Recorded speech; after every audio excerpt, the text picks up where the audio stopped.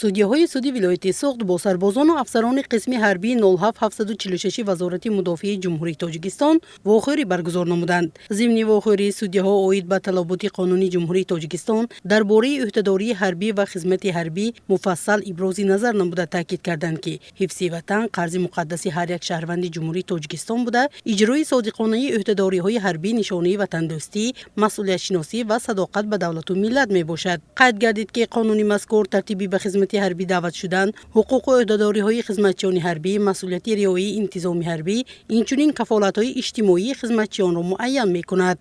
қудратмандии ҳар як давлат миллат ба қудрати дифоии он вобаста мебошад.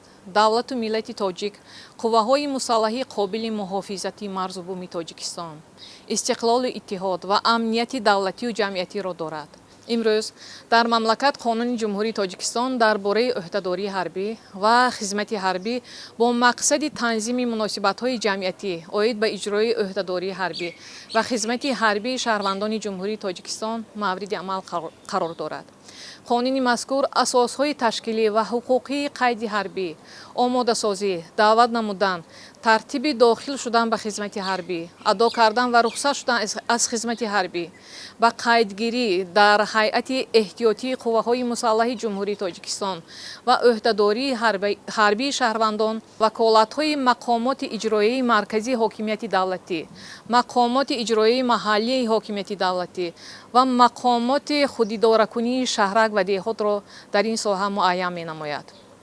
риояи қатъии талаботи қонун, эҳтироми оинномаи қувваҳои мусаллаҳ, иҷрои дақиқи фармонҳои қонунӣ ва ҳифзи молиякати давлатӣ аз вазифаҳои асосии ҳар як сарбозу афсар арзёбӣ гардид.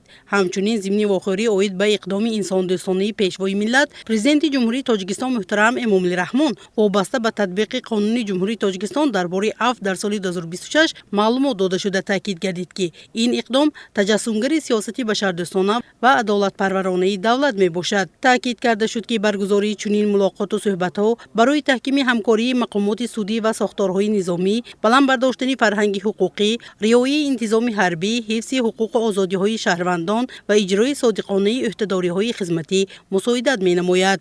дар анҷоми мулоқот иштирокдорон ба саволҳои худ аз ҷониби судяҳо посухҳои мушаххаси ҳуқуқӣ гирифта омодагии худро ҷиҳати риояи қонун, таҳкими интизоми ҳарбӣ ва иҷрои содиқонаи рисолати хизматӣ иброз намуданд. Мастона Муҳиддилозода, Озодҷон Абдуғаффоров, Ҳабиба Иброҳимзода. Ахбор.